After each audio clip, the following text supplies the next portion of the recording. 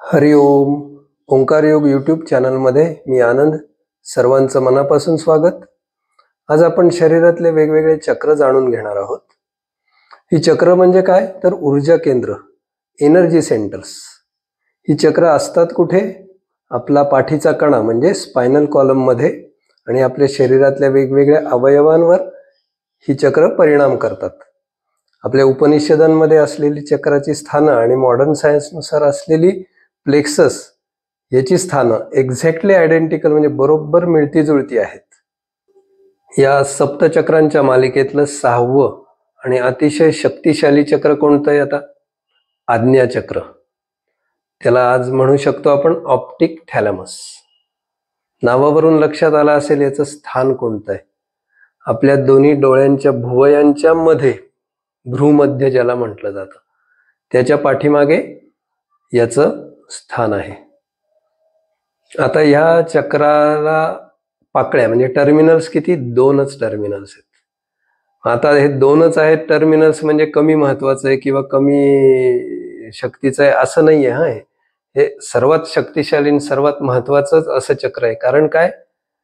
या चक्राचं नियंत्रण सगळ्या मेंदूवर, मेंदूतल्या पिट्युटरी ग्रंथी आणि महत्वाची सगळी मेंदूची कार्य याच्यावर, डोळ्यांवर, हे सगळं चक्राचं कार्य अवलंबून आहे. चक्राचं कार्य व्यवस्थित असेल, चक्र संतुलित असेल तर हे सगळ्या अवयवांचं कार्य व्यवस्थित चालणार आहे. आणि इतर सर्व चक्रांवर नियंत्रण ठेवण्याचं काम सुद्धा या चक्रावरच अवलंबून आहे. हे चक्र इतकं महत्वाचं आणि शक्तिशाली आहे. त्यामुळे या चक्रा संतुलित राहण्यासाठी आपल्याला निश्चितच प्रयत्न केले पाहिजेत. या चक्राचं अजून एक महत्वाचं काय, ह्याला भावना नाही म्हणता येणार पण एक अतिंद्रिय शक्ती किंवा अंतर्ज्ञान हे चक्र जागृत झाल्यास आपल्याला होऊ शकतं असं मानलं जातं. तर असं हे आज्ञाचक्र अतिशय महत्वाचं आहे. याचा रंग कोणता आहे? गडद निळा. आणि या चक्राचा संतुलन साधण्यासाठी अर्थातच बीजमंत्र आलाच. याचा बीजमंत्र काय? ओंकारच आहे. याला वेगळं अक्षर नाहीये. त्यामुळे ह्या बीजमंत्राचं संतुलन करण्यासाठी साधना काय करायची? ओंकाराची साधना. सलग ओंकार जप म्हणायचा. ओम ओम ओम. आता तुमच्या लक्षात आलं असेल की या पूर्वीच्या व्हिडिओमध्ये प्रत्येक चक्राच्या बीजमंत्राची साधना करताना ओंकाराला जोडून का केली आपण?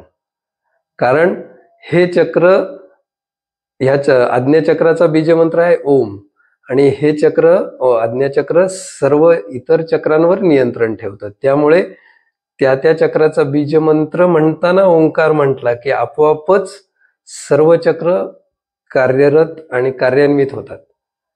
तर हा व्हिडिओ आवडला असेल तर नक्की लाईक करा, शेअर करा आणि चॅनलला सबस्क्राईब करा.